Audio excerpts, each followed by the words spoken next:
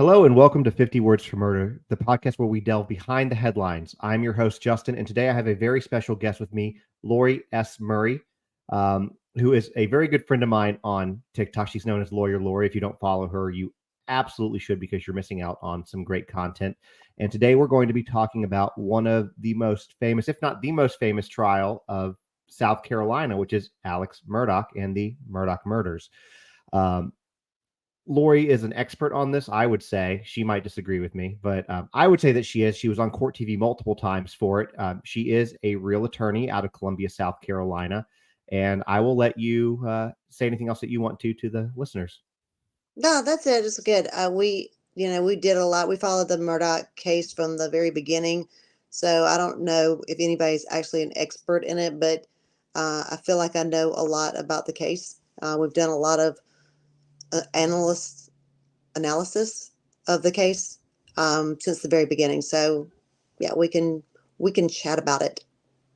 All right, sounds like a plan. So, and I guess you're right. It's kind of impossible with this scenario to be an expert because there are so many moving parts to Yes. this case between, I mean, this is a man who, I mean, family who ruled this area in terms of being lawyers for 100 years. They had to take his granddaddy's photo out of the courtroom before he started his trial. I mean, this is a family that's got roots deep, deep into their part of South Carolina. Well, not just deep, And roots. What the biggest part of it is that they've had deep roots into the prosecution of criminal cases. So from that power comes a lot of other power, the ability to make charges go away. They, I think, use that power for, like you said, 100 years or more. There were multiple generations of chief head solicitors with the last name Murdaugh. Murdoch. Sorry, I'm getting it wrong. I know it's because it's spelled Murdaugh, but he likes Murdoch just like his name is Alex, but he likes Alec. So it's very confusing for people who have no idea what's going on here. I Like, who the hell are know. they talking about?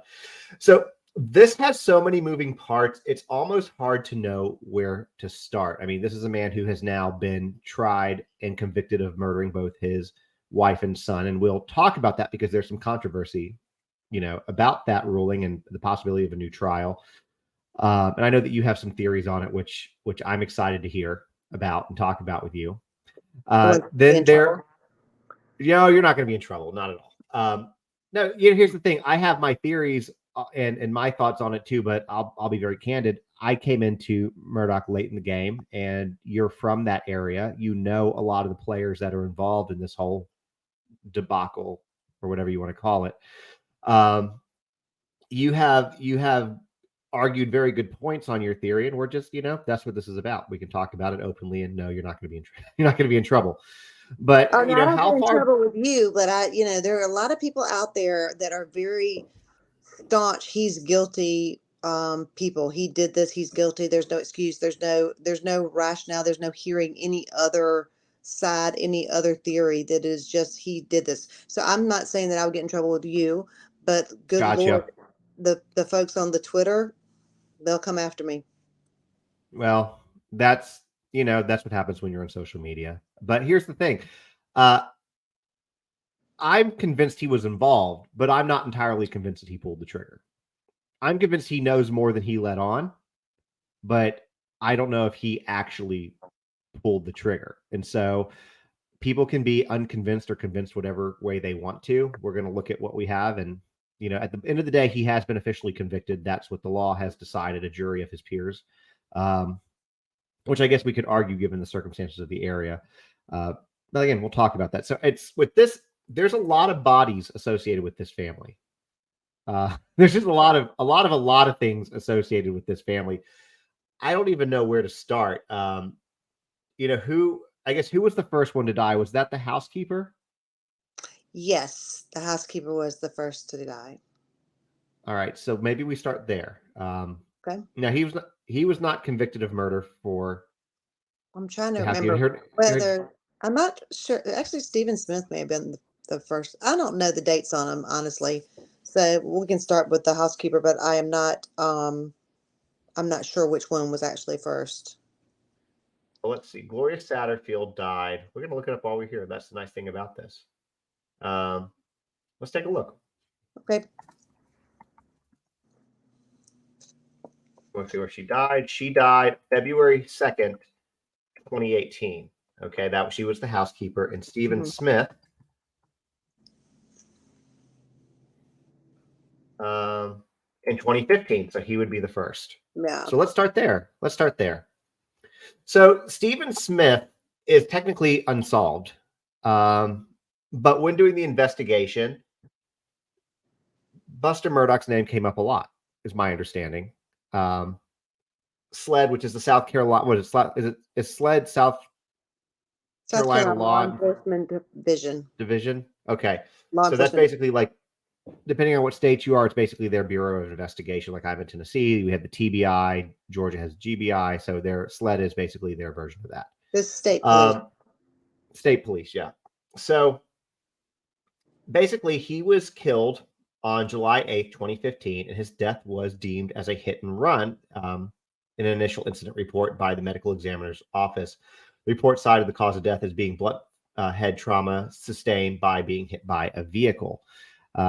So going back on this one, he was driving home. It was fairly late. He wasn't too far from their property, correct? Like a few miles away from their property. From the property. Yeah, and it was Moselle he was near? Yeah, these all country back roads. So yes, it was not far. Which I think is extra interesting because I've driven a lot of country back roads being in Georgia and Tennessee and, even having a place in South Carolina at one point.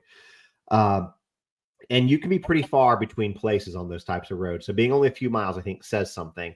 And then it was very weird because he was found the way that he was laying, his shoes. There was all sorts of things that really didn't add up to it being just a hit and run. So I'll let you kind of take it from there. Well, I mean, you're right. There was a lot that didn't add up. There was, first of all, usually when it's a hit and run, you do lose your shoes. Your clothes are torn, shredded. There is a lot more damage to a body whenever you're hit by a car. Unfortunately, I've had to see some of those. Bodies are twisted and turned, especially because of the speed at which, the car would be traveling. When Stephen was found, he was found on his back. There was only one injury to him, which was to the back of the head. It was a blow to the back of the head. His clothes were intact. Everything else, his shoes were still on. So a lot of people, the investigation into this as being a hit and run was very poor. They deemed it a hit and run instead of a murder. So a lot of people, there's been a lot of question as to whether it was a murder, whether that blow to the head actually came from a car, because there were no car parts either, nothing there to show anything other than a boy laying in the street that was dead. So a lot of people speculated that it was a murder, that this was, the kids from the high school, they included Buster in this group, who went after him because he was allegedly having a relationship or involved with Buster. Buster was supposed to allegedly been trying to hide this relationship with him, and that is why they went after him. That's been the story, or the rumor that's been going around for so long. But interestingly enough, I think it's really, the investigation has not shown that at all. It hasn't. And I think, and just so they know, just so the people who are listening know, it had been closed pretty much until, and just, a done deal until 2021. And then apparently new evidence was discovered during the investigations into the murders of Maggie and Paul Murdaugh. And that basically allowed them, or made them, reopen the investigation. And Stephen Smith was 19 years old when he was killed. So I think now Buster Murdaugh just absolutely denies it, says he had no involvement at all, completely denies. Yeah, they would have found it, I think, at this point. You want him to be guilty. They haven't found a lot on this case. They do have the running theory, and don't ask me names because I don't remember them, but the running theory now is that there was a boy who came home with damage to his car, and his friend went and told his dad, who was a police officer, the next day, that they had hit something. The boy was outside, was physically ill, and it was the other friend's car. Those two now are the prime suspects in this case. Buster, I've said since day one that Buster, I don't think, had anything to do with it, but it is actually turning out to be a hit and run. Even though, everybody was saying that this should be investigated as a murder. It looked like somebody took a bat to the back of his head. But it is turning out, the investigation, I think, is showing that it was probably a hit and run with these two particular guys that were in the car. They both have criminal records now. This was obviously many years ago, but they both have criminal records now. And those, it's being presented to the state grand jury right now, is my understanding. Interesting. And I did not know that.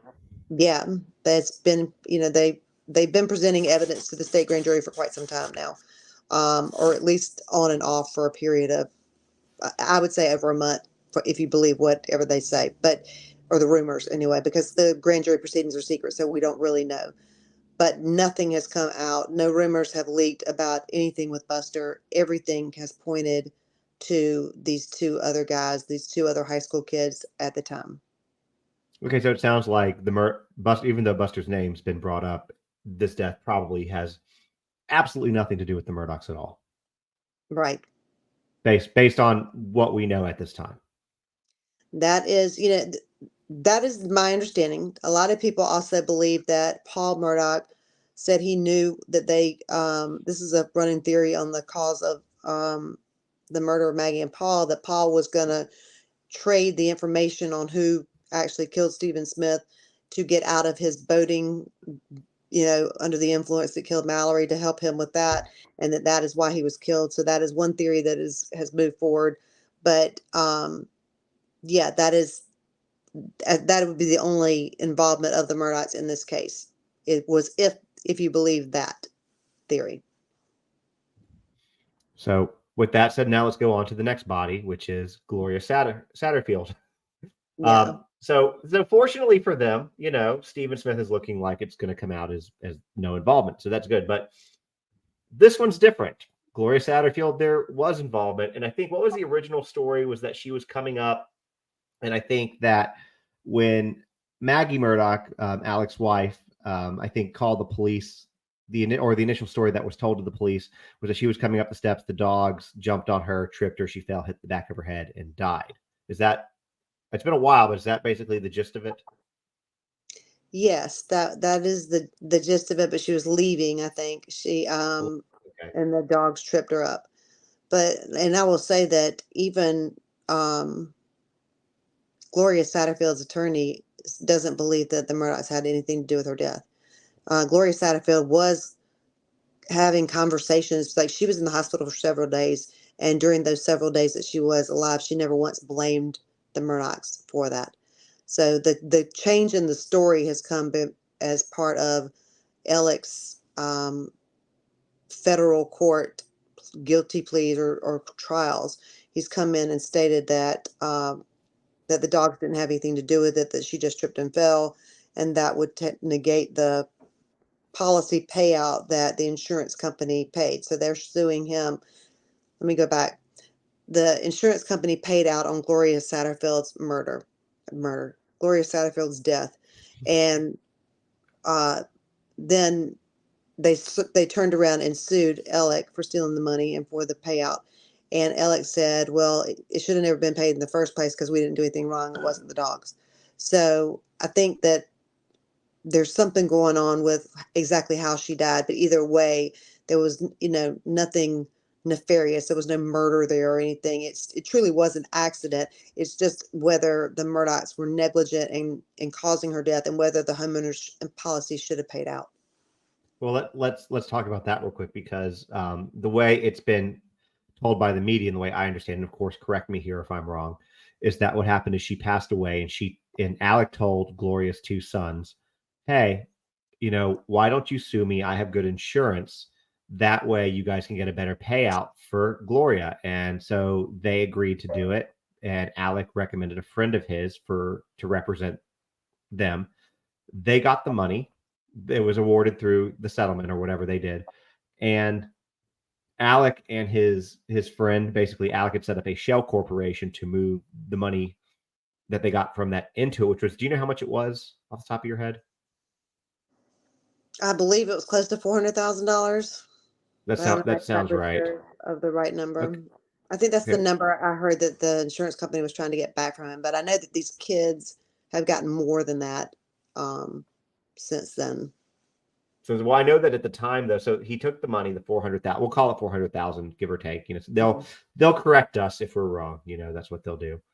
Right. And he basically stole all of it from them. And this is not the first. We'll get into it later, but this is not the first time Alec has done financial crimes. He's a pretty big expert at that. He's got what, like 100 and something now, federal tax or money charges, whatever they are, against him. I don't know the exact number because I didn't do my research before I sat down. I'm That's sorry. fine. It's But a I think lot. I it's mean, I know like it was 99 98. during the trial. I think it's 90, 99, 98, somewhere in there. Yeah. That was the state It's charges. Yes. it's a lot though. Either way.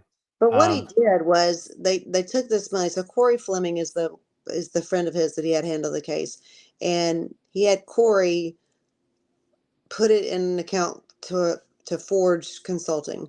So Forge Consulting is a company that does annuities. So um, he created an account. You say it's just the shell company. It's not even really a shell company. It's not a company at all. He just created a bank account called okay. Forge so that he could deposit that check into this Forge, which makes it look like it went to the real Forge, which is horrifying for Forge. They should be suing him for um, defamation. But so it looks like they put it into an annuity for the kids. It did not go into annuity. It went into an account named Forge that Ellen Murdaugh had control of.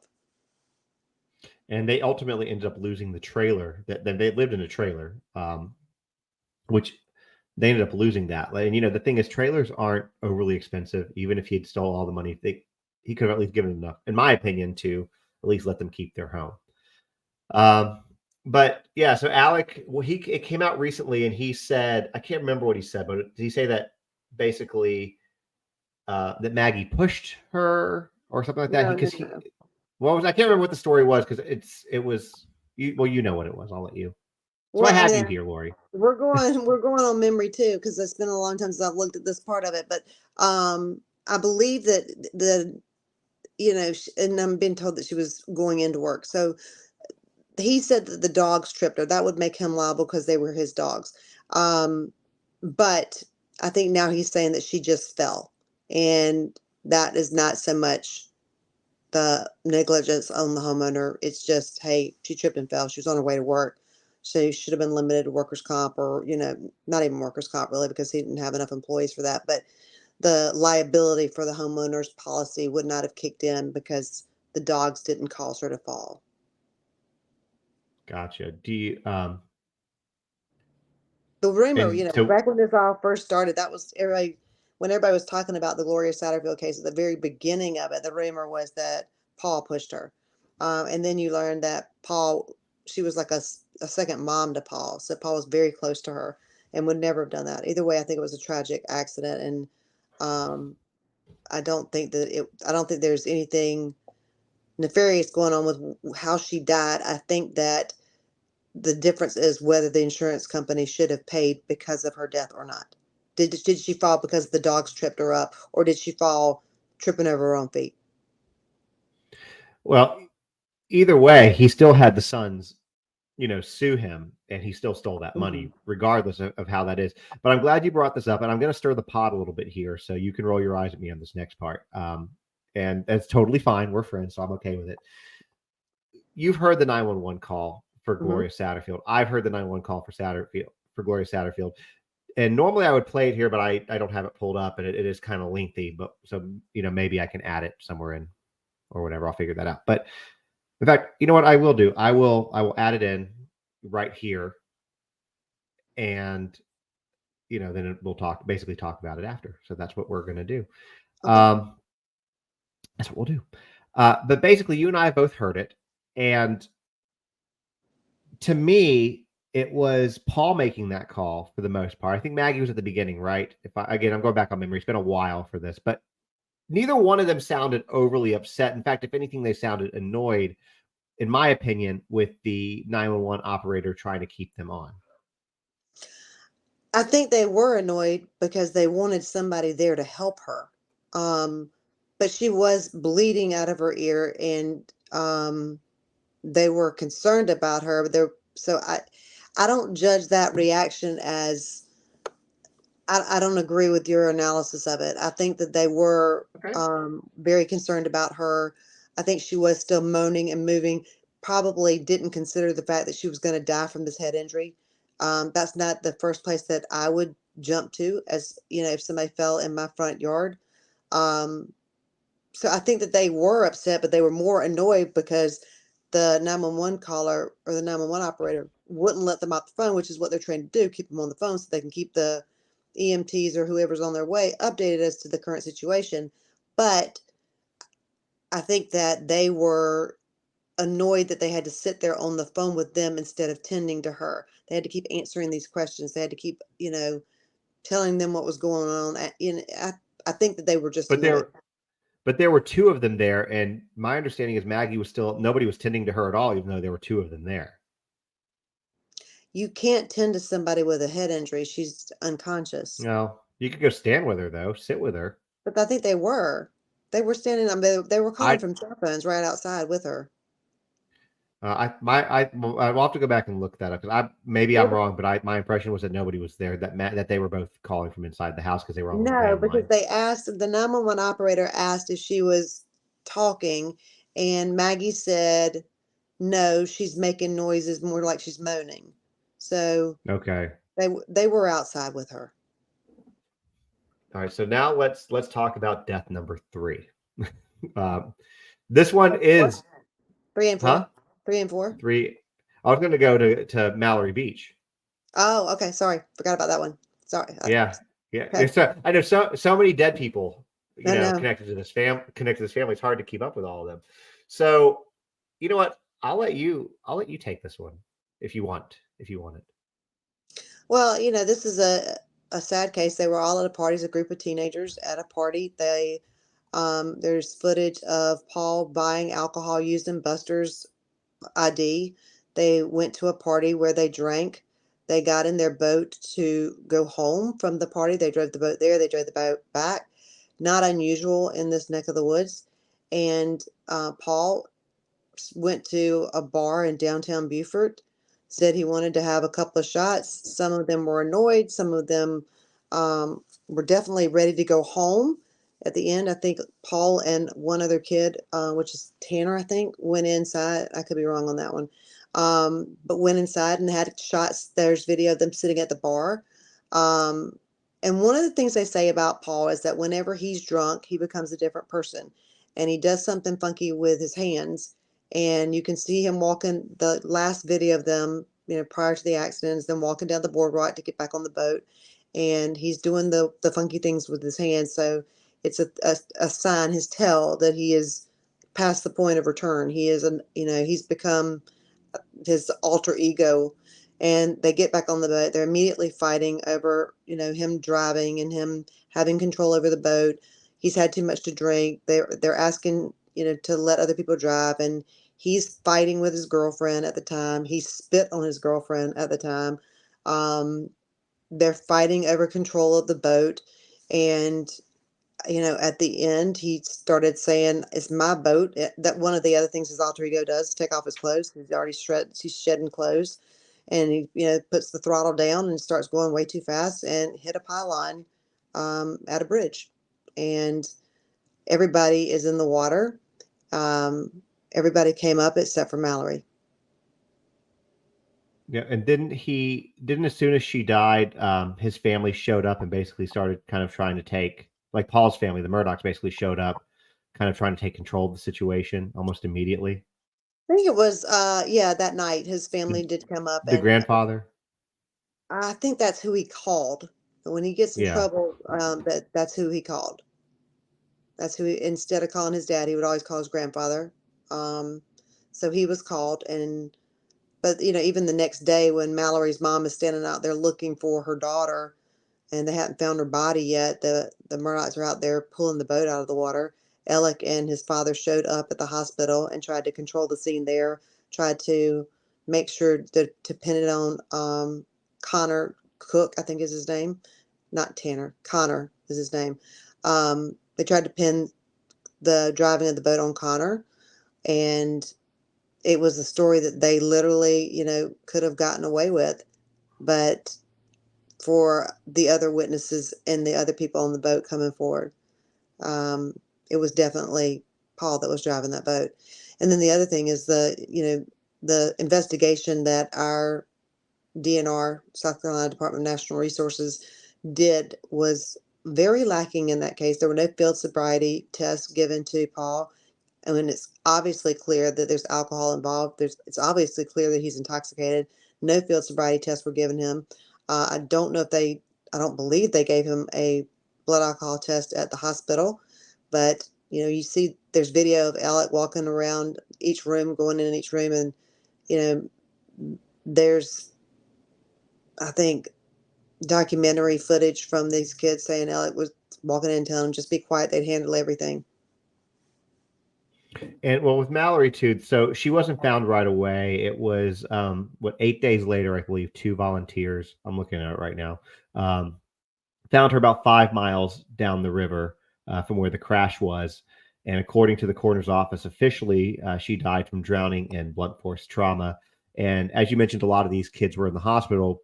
It was because after this accident, several of these teenagers were pretty badly injured and some of them even required surgery. So yeah, I don't know the specific injuries. I know that Connor Cook has a scar from on his face. Yeah. And that's the one they tried to say was driving, and he had a definite lawsuit against them. But I'm being told that there was blood alcohol done, that it was at least 3 times the legal limit that night, and so yeah, he definitely that just shows you that DNR should have done some field sobriety tests. And then Mallory's boyfriend, which was the saddest one of all, is standing there, on the body cams. You can see him just screaming out for Mallory and really getting angry at Paul. heartbreaking. It was heartbreaking, yelling at Paul, and Paul's basically walking around kind of with a smug laugh, not taking it seriously at all. And then your heart has to really go out to Mallory's parents, her mom and her dad. I think they weren't together at the time, but still separately. Just, Mallory was a beautiful, vivacious, kind girl with her entire life ahead of her, and all in the space of a minute was taken because somebody made a bad choice. And he didn't seem to care either, And which is, I guess it's a different. We're not here to psychoanalyze him, but no, but that's one of the things we talk about the DUI crash that happened with down here in Charleston, where the girl left hit the bride and killed her on that wedding night. I remember that. Part of what makes that case so horrible is there's video of her in her jail cell going, "Why are they doing this to me? I can't believe they're making me stay in jail. Poor me," which is, when you don't have sympathy or don't accept responsibility for what you do, then it makes it really difficult for a judge or any jury to want to help you at all. And Paul definitely had no acceptance of responsibility for what he did. Like, again, he tried to blame Connor for being the one who was driving the boat. And so eventually, though, he did get in trouble for it, officially, and he was arrested for it. But by arrested, he never really saw the inside of the jail. He went there long enough to take his mugshot, was fingerprinted, and then immediately left. Yes. So I know that a lot of his friends and people in the community were not happy about that. And I would imagine that boils down again to money and influence in that area. It absolutely does, because anybody else would have been arrested, taken to the jail, and had a normal bond hearing, and then would have had to bond out.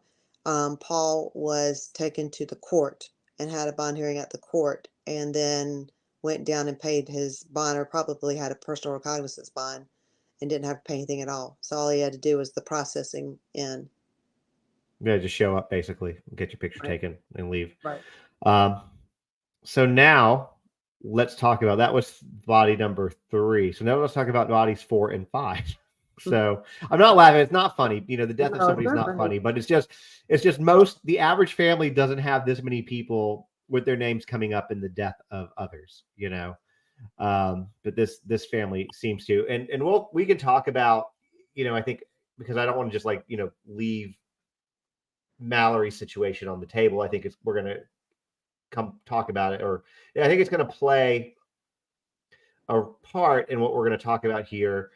I'm trying to figure out the best way to say this in regard to possible motives, I guess, as far as rumors go. Now, I don't believe that the death of Paul, the motive really was the money about the lawsuit, but No. but it's a rumor that's there, so I think it'll be worth bringing up. So, it was basically, the next two people are Alec's wife and son, Maggie and Paul Murdaugh. They were killed at the dog kennels, gunshot wounds. I'm oversimplifying it here. Police came. Ultimately, Alec ended up being arrested for it, but he claimed that he was asleep on the couch and didn't hear anything. But my understanding too is, have you been to have you actually been out to Moselle? I have not. Okay, my understanding is that the dog kennels are not terribly far from the main house. No, they're within walking distance. Yeah. So you would likely hear a gunshot from the house. More Is than the likely, point? yes. But he claims he didn't hear anything. Then he gets up, he goes down there, and he finds them dead. That's basically his story. What do you want to add to that? Because I know I'm missing a lot on that. No, I mean, he said that they came home and had dinner, and that Maggie and Paul went down to the dogs' kennels, and he took a nap, and that he woke up and decided to go. This is his first story, that he woke up and wanted to go check on his mom, so he tried to call Maggie, or texted her, tried to call her, didn't get an answer, and then just left and went to his mom's. That's his first story. And it's not the most believable story, though. But And it was blown out of the water is the problem. You know, even if you don't believe the story, even if you want to try and believe the story, it was blown out of the water because of the infamous Snapchat video. well, but we didn't know about the Snapchat video until the trial. No, but yeah, no, we knew. I mean, we knew about it before the trial, but that whole he his lawyers went on to one of the documentaries and were talking about the fact that that was his alibi. His lawyers gave his alibi on TV, because that was what he was telling everybody. And then all of a sudden, Sled comes out and says, "Here's our, hey, have you seen this video of you? Is that your voice in the background? First of all, is this you and Paul riding around, talking about the tree? Those aren't the clothes you were wearing." And then there's this other video that we found, and that's the one that really blows it out of the water for him. Is this voice is in the background of a video that Paul made moments before he died. Which So, shows that Alec was there. So in what capacity? I guess well, that's the question. I mean, that's the thing you have to look at. For me, I don't believe that. I have said this from the beginning. I don't believe that he pulled the trigger. I don't believe that you're riding around with your son all night, not all night, but right before, that afternoon, let's say that afternoon, because Paul didn't come in. Paul was not there. Paul came in that day. Alec asked him to come there. That's one issue that's, not really brought up, but Alec did, I guess it was brought up, but it wasn't really harped on. But Alec did ask Paul to come home. So Paul came home, and because he was away at school. So Paul comes home, and then they ride the property. And so at one point there's a Snapchat of Alec, playing with a tree that's not standing up correctly, and Paul laughing at him. So they're laughing, and this is, a funny moment between the two of them. That one comes in because he's wearing different clothes in that video than he was whenever the police got to the scene, and those clothes have never been found. Um, but the other video is, of him right behind, his voice in the background. But again, when I say that I don't believe that he did it, it's because he was riding around, he was riding the property. There's no animosity there. There's nothing, to show or to think that he was going to turn on his kid. It wasn't like he was. Yeah. I mean, if you know that in an hour you're going to kill your kid, would you make That it might more be inflected in your voice. Yeah, it Yeah, might. wouldn't you make it more emotional? Wouldn't you be like, a little bit more heartfelt? They were laughing and cutting up like nothing was wrong. And then in the video, or where his voice is heard, he's, there's nothing to indicate that within 3 minutes he was going to gun both of them down. And so I just have a really difficult time to believe that in that 3 minutes that he snapped and picked up 2 different guns and shot both of them. I'll go to my grave not believing it, but we'll see. I mean, I don't think we're ever going to have the answer to it because he knows. I believe he was there. He had to have been there because Paul's phone went dead literally like 3 minutes after that video. Maggie's phone stopped moving literally 3 minutes after that video. So that is believed to be the time of death because their phone stopped moving. So something happened in that 3 minutes. And there's when he says, "Come here, Bubba," Bubba the dog. That's a guinea. "Come here, Bubba," trying to get the guinea out of the dog's mouth. And from there, he goes to gun down his family, 2 people. And I have a hard time believing it. I don't buy the motive that the state gave. I don't believe that the motive should have been allowed in to that extent. Their alleged motive, they shouldn't let all those financial crimes in. But yeah, you just can't convince me that somebody goes from laughing and talking about the dog with a guinea in its mouth to gunning 2 of the people he loved most in the world down. Just don't think I do want to. I do want to say something to something that you just said about the financial crimes being brought in. I actually, and a lot of people might disagree with both of us on this. I agree with you. They weren't convictions at that point. They were alleged, and bringing up alleged crimes that are completely unrelated. I guess what they're trying to, I guess the gap they're trying to bridge with it is that he really needed money. There was a lawsuit for millions of dollars with Mallory Beach's family. We get rid of Paul, then that's kind of what they're trying to say. But at the same time, going also with the fact that he, was having all these financial issues. Supposedly there were rumors that, in any day that everything was going to break on his financial crimes, and all of this could have led to the reasons why he would have killed Paul and Maggie. And I'm with you. I'm challenged to believe that to be a motive, for all the reasons that you said. And I also agree that you're right. If in a video in an hour or less, 3 minutes later, you're going to kill somebody, you might have a different tone and cadence in your voice, and he didn't have Mhm. that. Well, let me So I say, do. let me I find that stop you and talk interesting. about this financial crimes too, with regard to the legal standpoint of that, because with the legal standpoint of that, even they're not convictions, they are prior bad acts. So there's some rules as to whether the prior bad acts can come in, and that one of them is if they go to motive. And so Judge Newman felt that they went towards motive. It was obviously a judgment call. It was his call to make, and he let them in. But to say they went to motive that's the judgment call. And whether you believe that being caught for these financial crimes, and by the way, the law firm was on to him at this time, so they were already investigating these financial issues. So he knew that they were on to him. And I think that that's one of the things that the state used to say that this was his motive, because every time something bad happened, then he'd get a little reprieve.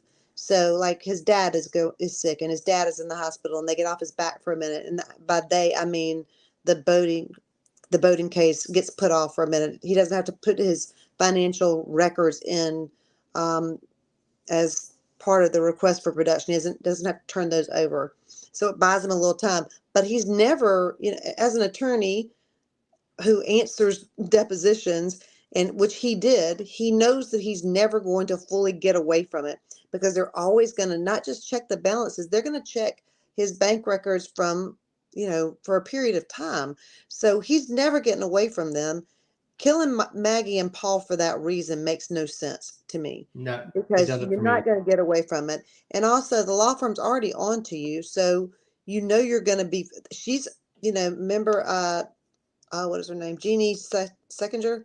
So Jeannie was the chief financial. She handled all the money at the law firm. she had already had conversations with Alec about checks missing and things that were that. So it was coming up. It just doesn't make any sense that, okay, I'm gonna kill my wife and child who I love more than anything, and I believe he did love Maggie, and I believe he did love Paul. I'm gonna kill them just so I can buy myself a couple minutes of freedom, or this will make the boating case go away because Paul's dead. It won't make the boating case go away. He's a plaintiff's attorney, and he knows that. Now the lawsuit is against Paul's estate, so it doesn't make it go away, and he knew that. Plain and simple. Yeah. He's one of the firms that handles these big cases. So to me, it just doesn't make sense. And let's talk about the money real quick. So for Mallory, they ultimately ended up settling for $15 million. And the thing about that is, and you can correct me on this if I'm mistaken, but you can have a judgment. It doesn't mean you're ever going to get paid out on it. Facts. So, and somebody like Alec, he could have easily pushed that out to never have to truly pay. It's kind of like, so very recently we know, kind of switching gears with Natalie Holloway, Joran Vandersloot was ordered to pay $250,000 in $1, I believe. He's going to get sent back to Peru. Beth Holloway's never going to see a cent of that money. No. It's more for principle. And so that's going to be the same thing, I believe, with she's gotten some money. Mallory's Definitely family. has gotten some money. Probably not 15 million. No, I don't think they've gotten 15 million, but they have gotten some money. I mean, they got money from Maggie's estate. They got money from the homeowners insurance, I think, the boating policy, and what assets Alec did have in his 401k, and then by the sale of Moselle, they were paid off some money. Okay, and then so for Alec himself to talk about his money and how much he stole, state agents said that his tax returns show that he made nearly $14 million as a lawyer over a 9-year period, which I guess is a very prominent, very well-known lawyer.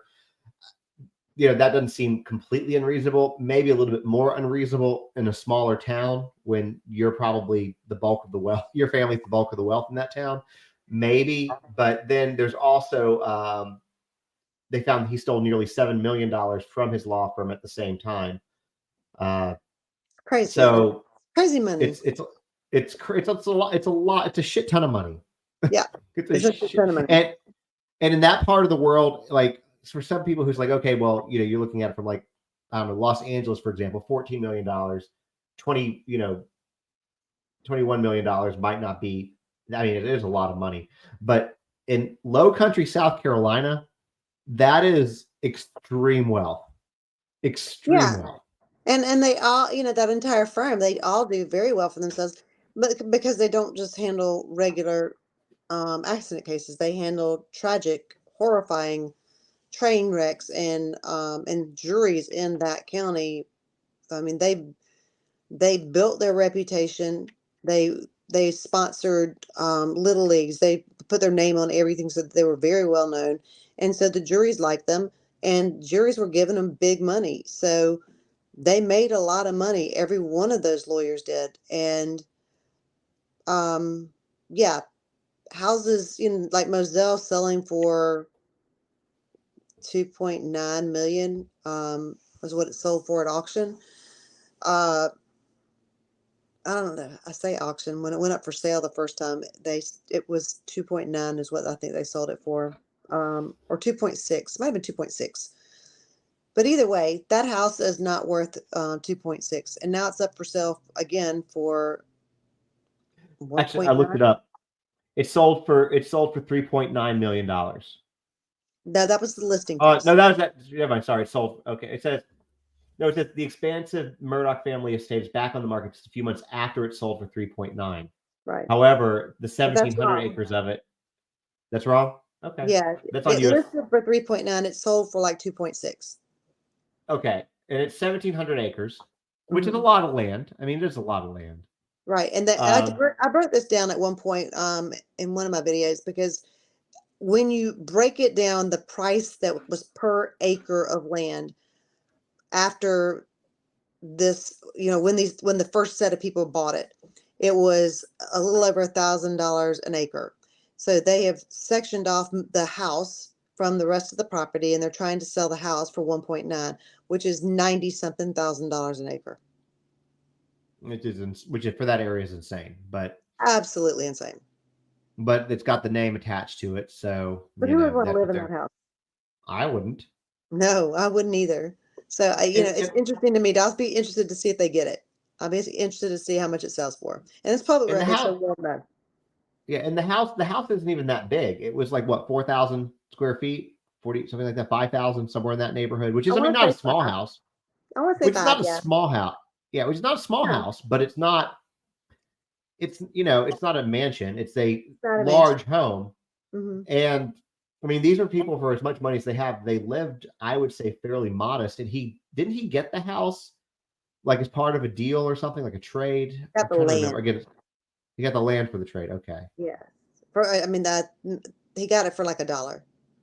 So I think he had been, and the man that he got it from, Mr. Boulware, was known to be a drug smuggler, and nobody knows the reason or why he ended up giving him I know he took care of Mr. Boulware when he was dying, but he deeded that property over to him for like $1.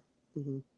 So I want to put a pin in the drug smuggler thing for a minute, because I know that that's going to make a good transition for you to talk about kind of your beliefs in this.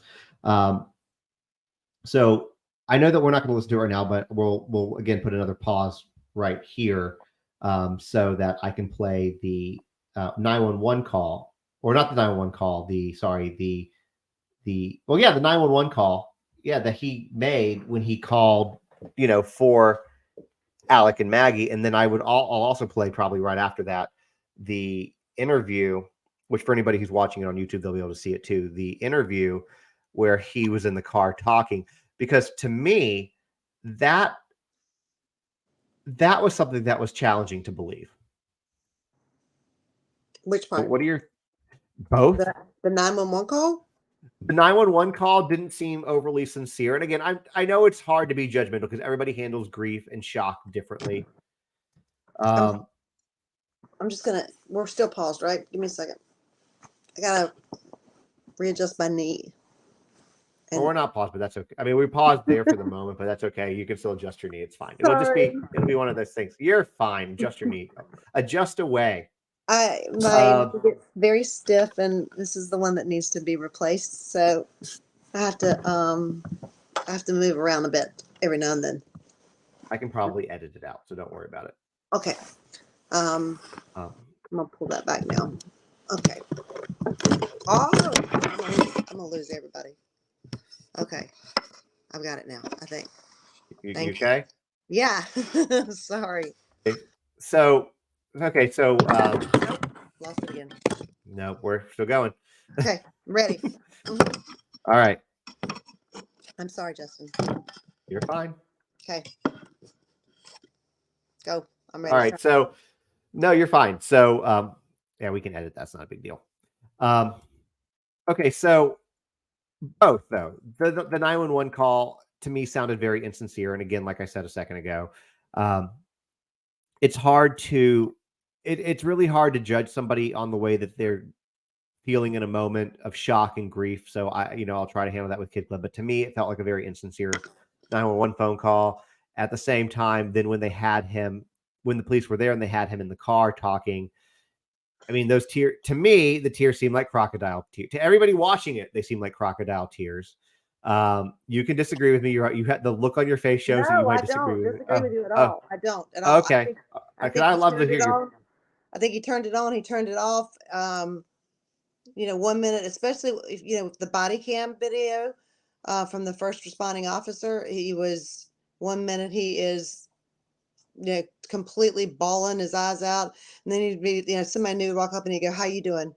It was weird. The whole thing was so. Yeah, no, I don't disagree with you. I think that his call and his demeanor that night were very strange.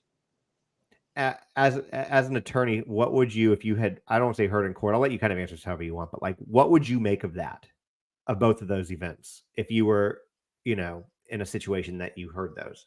Well, as a prosecutor, a former prosecutor, I would have made the same thing out of it that they did, which is there's something not right here.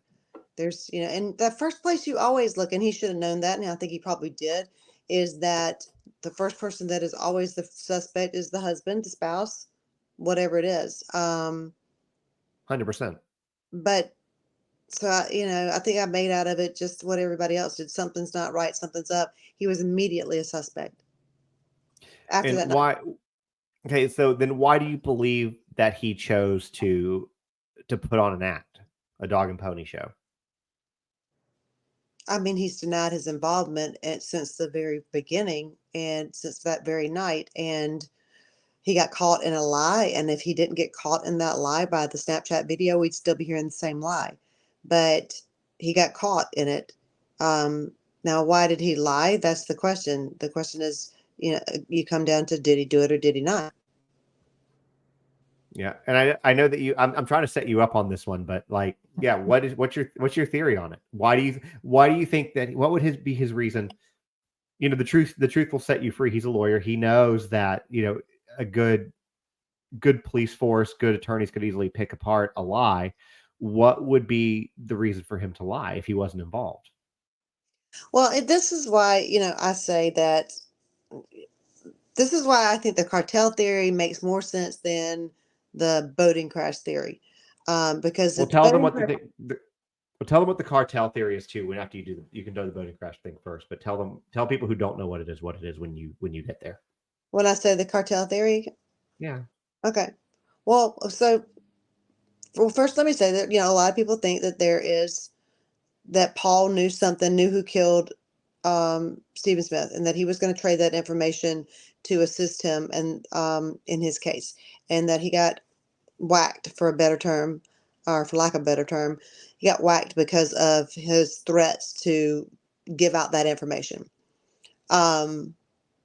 The reason that doesn't make sense to me is, why would Alec, who has to have been there, why would he not tell on those people? What's the motive for not telling on those people? He doesn't have one. You can't make one up. He would absolutely tell on those guys. When you have the cartel theory, which I think, and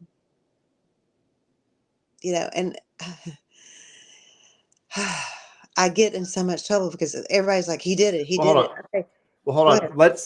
Let's before you get to the cartel theory, there is a pivotal piece of information that we have yet to mention that I think will make your theory make a lot more sense to people, once they hear it. All right.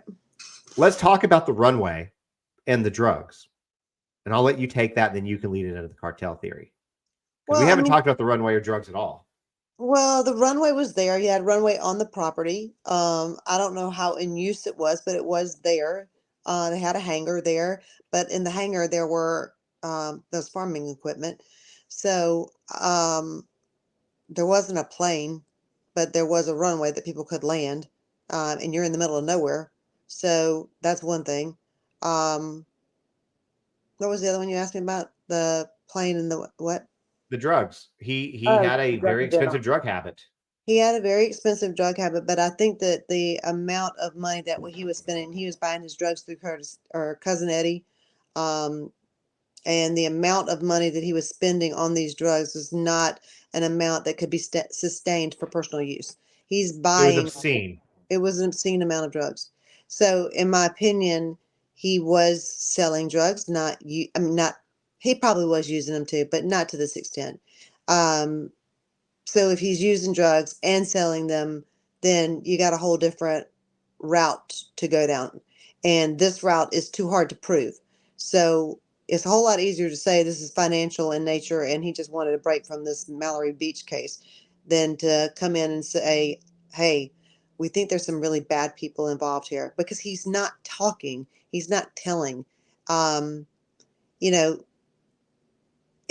People love to believe it's a nice cut and dry. He was there. He was the only one there. There's nobody else heard on any of the phone calls, and that he did it.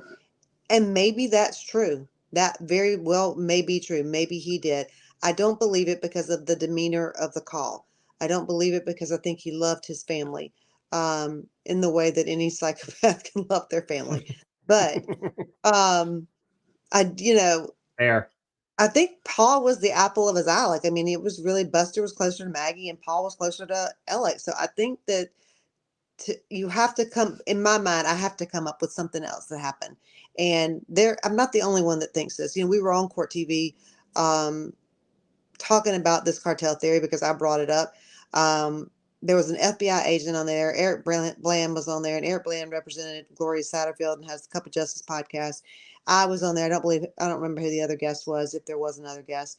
But I remember the FBI agent talking about the drugs. And I remember saying, this goes back to the cartel theory, which is the first time I talked about it on national television. And the whole time I'm sitting there talking about this theory, Eric Bland's going, So it's not just me that thinks this. There are other people that think this. A lot of lawyers think this because it's just the only thing that makes sense. You've got a small town, you got Walterboro that is, literally a, a, a 3-second drive. Like to get from when you are on I-95, which is a drug corridor, it goes all the way from, the tippy toes of Florida all the way up to the north. So it is known as a drug corridor. There are task force that run all up and down this stretch of highway. Berkeley County had a task force that was just there to try and stop the drug trade running up and down this interstate. So you've got Walterboro. When you get off of the exit from Walterboro to get to the courthouse, it's literally maybe a 4-minute drive. So you're in the heart of Walterboro within 4 minutes. So drugs are coming down that 95. Drugs are nonstop coming down that 95. Somebody's got to sell them. There's a big need for them in this little community. They have this cowboy gang there that's in Walterboro, and they're all selling drugs, and somebody's buying them, and then they're pushing them out not just in Walterboro but in all those little neighboring communities out there. And so I personally believe that with the amount of money that he made and the amount of money that he's stealing, it's got to be going to drugs, but that amount of money is not going to personal use drugs. I believe he got in over his head. That's why he started stealing. I believe he had deals gone bad, drugs stolen, like drug robberies happen all the time. He might have kept. Report them. No, you can't report them. Believe me, but people do. They're so stupid. Oh my God. Well, they deserve it then. They really do report it. You can ask one of my moderators, Lauren Russo. But you can really, there was just so much there. There's so much there. And so I think that I think he owed some people some money. I think he probably had some money and they came in, they're like, either where's the drugs or where's the money? And let's say they put a gun on Paul and say, where's the money? Where's the money? And he's, I don't know. I don't have it. I don't have it. Boom. There's Paul. Maggie comes running. Where's the money? Where's the money? Where's the money? I can't give it to you. Boom. And then, he's like, okay. I'll get you the money, whatever. At some point in there, I'll get you the money. And, these two people then leave the scene. That's the only reason that makes sense as to why he would not be talking, is that he is scared for himself and for his other child and for the rest of his family, that there's another threat that continues to exist afterwards. It's either you believe he did it and he did it alone, or you believe something like the cartel theory. And again, I find it very difficult to believe that he did this and he did it alone. People don't believe the cartel theory because they think that they are so professional and the cartel would come in with a professional hit.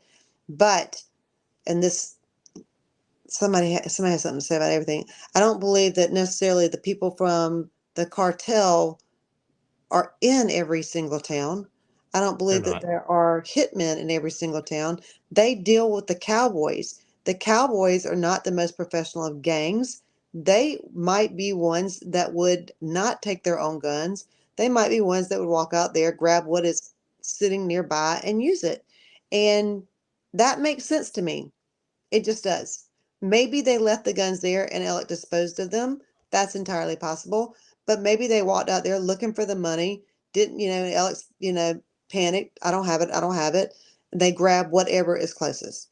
Two people, two shooters, very close together in time. So let me ask you a question. I'll prefer two questions because I can't remember off the top of my head. What type of drugs was he using / possibly selling? Oxy, that's what it was. Thank you. Here's a question though for that in regard to the cartel theory. That when you put it that way, here's the thing. I don't believe, like, let's just say we're talking about the Sinaloa cartel, which I know it's not Sinaloa, but we'll just use it for an example. They're not going to send people in from Sinaloa to do a hit. They're not going to send people across the border to do this. But you're right. You could hire people locally to do it. The mafia did stuff like that in areas where they needed it taken care of. There's no reason the cartels wouldn't do it either. You can always find a hired gun if you need it. But here's the thing. Alec is up the river for the rest of his life, basically on murder. He can try to appeal it. And yeah, if he's going to be up the river too on financial crimes, that's a different discussion. But don't you think that turning state's witness over on the cartel and turning those people in and then going to witness protection would be a better possible solution or outcome to save his ass than sitting the rest of his life behind bars? Because honestly, if it went that high, this is me asking, this is just my curiosity. If the level went that high to, you're talking about cartel leaders and stuff like that, and the ability to take down big fish like that, the federal government could easily let the financial crimes go and turn, you know what I'm saying? So why wouldn't he pursue that avenue? This wasn't a federal government crime. South Carolina does not have witness protection. This was not a federal murder. But federal government could make it go away. So, because here, and I'll tell you what I'm basing this on real quick. There's an escaped guy, right? As we're recording this, there's an escaped guy named Sean Williams, serial rapist, pedophile. And he got arrested in North Carolina on drug charges. He had 12 ounces of cocaine and 14 ounces of meth, which is just also a massive amount of both of those substances. And the federal government basically made the drug charges go away because their charges against him trumped all of those. And so the way the article, at least that I read about it, said that basically those charges don't matter because they're going after the rapes and the sexual exploitation of children and all that kind of stuff. But you're talking about something entirely different. You're talking about the feds coming in and pulling charges up. And it's not making them go away. It's charging him federally versus him facing charges on the state level. And actually, he could have faced charges on both. This would be you going to the federal government and saying, "Listen, I need to broker a deal. I'll give you the cartel in exchange for you making all of these crimes that have victims on it go away." I don't think it would have worked like that, first of all. And I also don't think that he was the type of person, or is the type of person, that would go into WITSEC. I don't think that he would do that. He'd rather spend the rest of his life in jail, in prison? I do. I believe that, yes. Okay. Well, it's not an easy life when you're going into witness. I know witness protection is not easy. I know it's not. You lose everything. You lose everyone. Yeah. And this is yeah. All right. It was just a question. So, so now he's been convicted of murder by a jury of his peers, which honestly, let's talk about the trial for a second. Do you believe he received a fair trial? Take all the stuff that we know now about, because we'll talk about jury tampering, all that stuff. If we didn't know about the possibility of jury tampering and you just saw the trial from start of the trial to conviction, do you think that he got a fair trial with jurors who could have been non-biased going into this? You're asking me to judge. That's a tough question. Well, you're asking me to judge a judge, and I don't. No, not the judge. Well, that's the only way you're talking about getting a fair trial is based on the rulings that the judge made. So the judge is the one that gives you the fair trial. All right, well, let me rephrase then. Do you think that jury could have been impartial? No, without knowing about. So Alec thought this. I saw Jim Griffin and Alec, and Dick Harpootlian not long after this at the St. Patrick's Day parade. I'd had a cocktail or two, and I approached them, and one of the jurors in this case, the guy that went on the Today Show, he was the brother of the first responding police officer, the first guy that got up on the stand of the trial. So I'm wondering how in the hell you put that kid on a jury. His brother not only is a cop, and that would have been enough for me. You don't put a brother of a cop on a jury. That would have been enough for me. But not only that, he was the cop on this case. So I said to them, to Jim actually, Please explain to me how somebody, the brother of a cop, ends up on your jury. And he said that that was Alec's decision, that Alec thought that that kid had played baseball with Buster and that he thought that that might help him out. This goes to the flawed thinking of a man like Alec Murdaugh, thinking that these people still have his back. This town still has his back. They have been important and they have been well known and well loved in this community for hundreds of years, or at least 100 years. So he's, in my opinion, still thinking these people got me.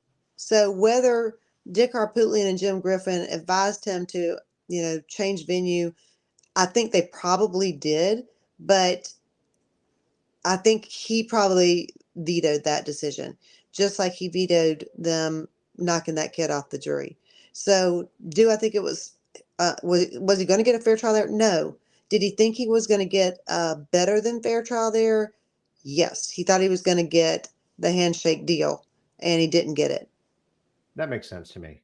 That makes total sense to me. So now, post trial, I know that they filed an appeal. Okay. I have not been following this nearly as closely as I probably should. I know that you have. So I'm going to turn it over to you about what's going on now and what you, and we can talk about Becky with the bad book or hashtag Becky with the bad book. Uh, um, and because what's going on now is kind of insane, honestly, for, and if it's all true, then I believe that Alec absolutely deserves a new trial. I mean, because here's the thing: whether he's guilty or he's not, whether you believe he's guilty or he's not, every American, or by our Constitution, deserves a fair trial. So at least So I will turn it over to you. So, after the trial, well, and I'll say that's not even just after the trial, during the trial, at the very end of it, as being somebody that was, there, um, around the courthouse, in the media, doing analysis of the trial, we heard whispers. We heard something's not right. The jury's talking to people that they shouldn't be talking to. We heard whispers. So after this trial was over, Dick and Jim heard the whispers too. I don't know if they heard them during the trial and there was just nothing they could do. But we heard the whispers right at the end of the trial that something was going on that shouldn't have been going on, that something happened on the trip to Moselle. So they started investigating that after this. They talked to three different jurors. I think it was three. Um, Three different jurors. Two gave affidavits. One wouldn't give an affidavit, but the paralegal gave an affidavit as to what that juror said. But basically said that, Becky, who was the clerk of court for Colleton County, was talking to them and saying things to the jury like, like when the jury went out, well, this shouldn't take y'all long. Not allowing them to have smoke breaks. 6 people on that jury smoked. They told them they could not have a smoke break until they reached a verdict. They told them that if they did not reach a verdict by X time, then they were going to have to go to a hotel. None of them had brought their belongings with them. So the pressure on them was real to reach a verdict and reach a verdict fast. And you also have in these affidavits comments that say that Becky was talking to the foreperson of the jury, having conversations in the bathroom with one of the multiple conversations with the foreperson of the jury. Some of them in the bathroom, and then would come out and the foreperson wouldn't tell them what the conversation was about. The clerk of court should not be in the jury room. The clerk of court should not be having conversations with anybody. If there is any conversation, it should be from the bailiff who's standing outside the door. There's a bailiff there to make sure the jury has everything they need. If the jury needs a break, if a juror needs, if a juror needs a tampon, hey, ask the bailiff, because the bailiff's going to be the one that goes and gets it. And so for Becky to have had any interaction with them, and you talk about Becky with the bad book, she did write the book. She was, inserting herself in this. She was getting cards from reporters so that, after the trial that she could hand them out and go, they could do media tours. And she talks about in her book how they went to the Today Show right after the trial wrapped right after the verdict. They were whisked away in a plane, and it was the first time she was ever on a plane. Don't even get me started on that being the first time she's ever on a plane. But, it was just a lot of Becky looking to be important, and that's what shines through this book. But she admits in the book that they knew, they just had that sixth sense feeling when they were at Moselle that he had done it. And then, sorry about that. That's okay. We can fix that. Let me make a note real quick. Hold on. So I got technical difficulties. I'm going to do Okay, it. so you Hold on a second. That was my daughter FaceTiming in, so I have to do it. I have to do not disturb her. Okay. okay, we're almost done for what that's worth. So,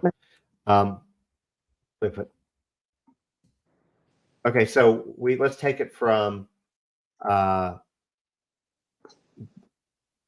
being where were you just now? You were past whisking away from a plane. We just had Becky inserting herself into this entire trial, making sure that Becky was the most important person. Becky was to herself the most important person that was in that trial, the most important person to that trial. And it shines very clearly. But at Moselle, Becky talks in her book about that they just knew, they had a sixth sense. They took straw votes afterwards. They knew that he had done it. And then you have another juror come up and say that Becky had a conversation with the foreperson at Moselle. So those two things together, kind of what? What were you talking to the juror about? Is the juror one of the people that you were talking to? And is that one of the people that actually helped you come to the decision that they were guilty? Did y'all have that conversation when you were at Moselle? There's just a lot of stuff there. So that's what the affidavits that Dick Harpootlian and Jim Griffin got. Based on that, there's a lot with the egg juror that we didn't talk about with the Facebook post. And I think that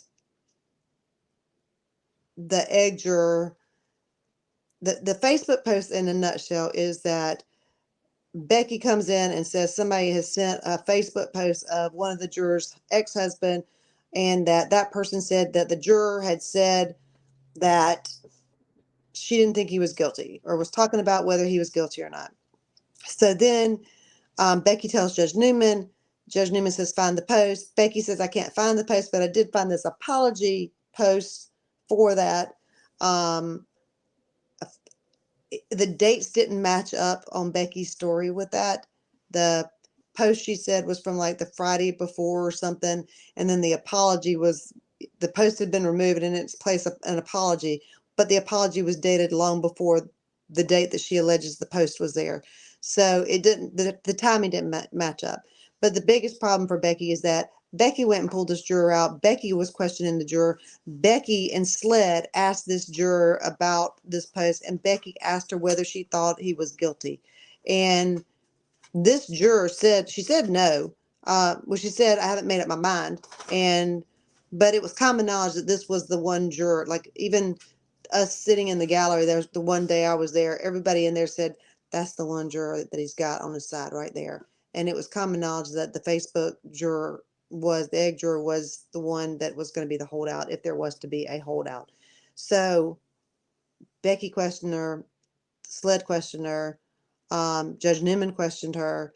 She said, this, not only has she not talked to him, and that profile was not his, that post was not from her real ex-husband, and she had a restraining order against the ex-husband, so she would not have been talking to this ex-husband in the first place. That was part of it. And then the other part was that an employee sent an email in, an employee of Domino's sent an email in and said, I understand that one of the jurors has been talking about guilt or innocence. The weird thing is that they never said who it was. They never were asked who it was. They went and picked that person up in the middle of the night. And so the employee of Domino's was told by another employee of Domino's who was a tenant of the egg juror. It's confusing. The egg juror's tenant worked at Domino's. Domino tenant told other Domino employee that the egg juror said that she didn't think he was guilty or something to that effect. So this person who really has nothing to do and no contact with the egg juror sends in an email to Judge Newman. I don't think this is proper. Somebody's talking about the case. Now, how they know to immediately go and pick up the egg juror, I don't know. But they picked these two people up in the middle of the night. They held them there all day. They questioned them, and then they shoved an affidavit in their face that said, "Here, sign this. This is, based on our interview of you." But they had written up their statements for them. That girl then turned around and said in an affidavit that was not her story, that she had only signed because SLED had said sign. It was a lot. It's a lot. So those two things combined together are what got the egg juror, who was the one holdout, removed.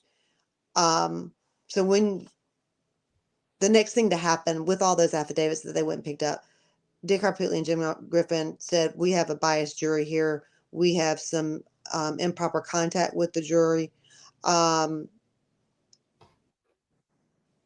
We have so much going on that we think that There's he a lot has going a new on. trial." Yes, but we need the Court of Appeals, because the appeal has already been filed. We need the Court of Appeals to actually set aside the appeal itself, so that we can take a look at this newly found evidence of juror tampering. And I shouldn't say bias, jury tampering, because I don't think it was anything intentional on the jury's part. But if Becky got in and that got to them, then that's tampering, and there could be a lot of reasons where people voted differently. So that's the most recent thing to happen, is that the Court of Appeals granted that set aside of the appeal, making way to have the evidentiary hearing as to whether the jury had been tampered with by Becky with the bad book. And real quick, for people who are listening, like, what the hell is she talking about when she says egg juror? The egg juror it was a juror who. Yeah. Well, I know. This is in case people haven't heard the case, which that's the goal. It's basically it's a juror who asked to retrieve like a dozen eggs from the juror. I don't know why, but it was after she was dismissed from the Murdaugh trial. I don't know Let me why she explain asked. why, because we talked about this. It was funny. We talked about this at Court TV when it happened. So there was a juror that was back there that had, sold eggs, sold farm fresh eggs. And if you've got to have had farm fresh eggs living in Tennessee, but if you have never had farm fresh eggs, they are entirely different than eggs that you get at the grocery store. They are much better. So this juror said, "I want to get my eggs." I would have gone back to get my eggs too. They are fantastic. She didn't want to leave her eggs, because the other juror that had them brought them in for every single person that day. So they brought in 12 dozen eggs and gave them to all the jurors. So when he said, "Do you want to get a purse, whatever your belongings are from the jury room?" she said, "I want to get my eggs." Yeah, but that's just the people knew what it was. It's not. Yeah. They made it way more comical than it needed to be, honestly, in my opinion. But it is what it is. So, that being said, do you think he's going to end up getting a new? Like, what do you think? I think he's going to get a new trial. That's my opinion. What do you think? When I look at the criteria for, and don't have them in front of me, there's five things that have to be met. It has to be in newly discovered evidence. It could not have been discovered during the trial. It has to go towards guilt or innocence, and that's the one you might have the sticking point with. It has to go towards guilt or innocence, and there's two more. I can't think of them off the top of my head, but a lot of people put stock in the egg juror, saying that she's the one that's going to get in the new trial. The Facebook post clearly shows that Becky was lying.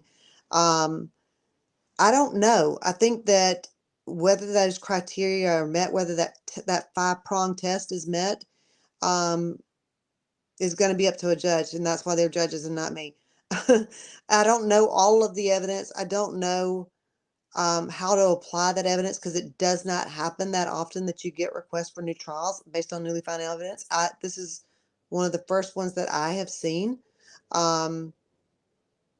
And this is a tampering. It's not like we found a smoking gun somewhere. We found another suspect. This is a tampering issue. So it's different. I think the first thing that they have to do is move to accuse Judge Newman, because Judge Newman is a witness. Only Judge Newman can testify as to the removal of that juror. Only Judge Newman can testify as to the reasons behind the removal of that juror and his thinking on that.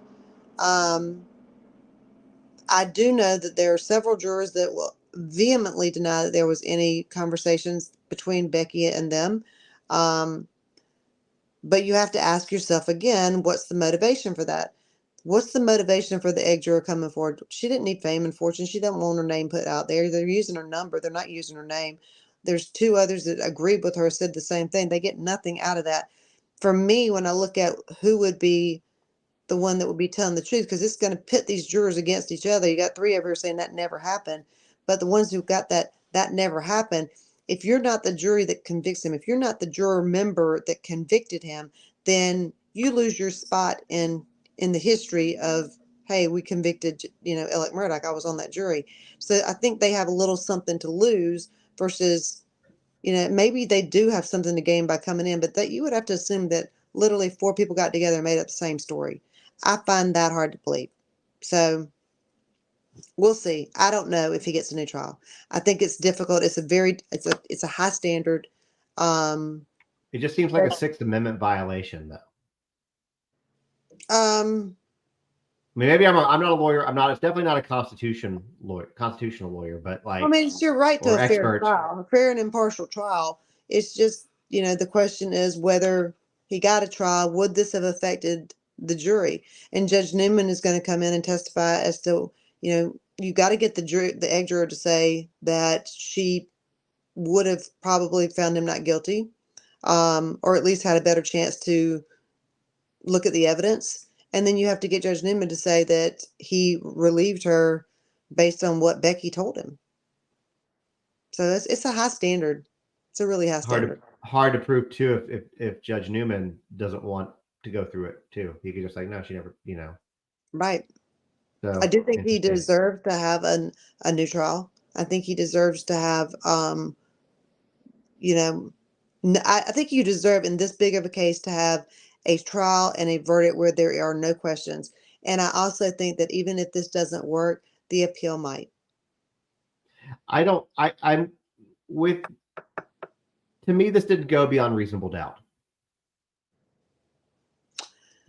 Like there's still to me a reason. Again, was he there? Yeah, I don't think anybody's arguing that he was there. But did he pull the trigger? Did he do it himself?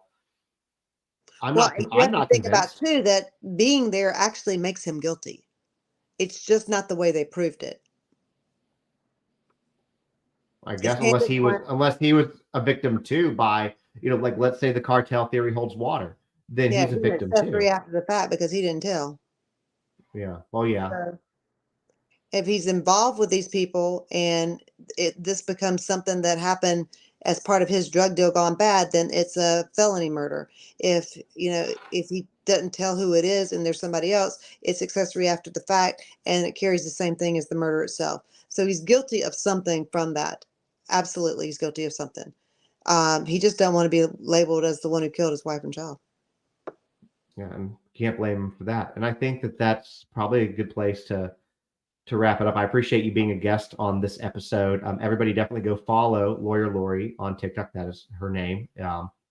If you don't follow her already, as I said at the beginning of this, you absolutely should. Her content is fantastic. At the same time, I'm going to go ahead.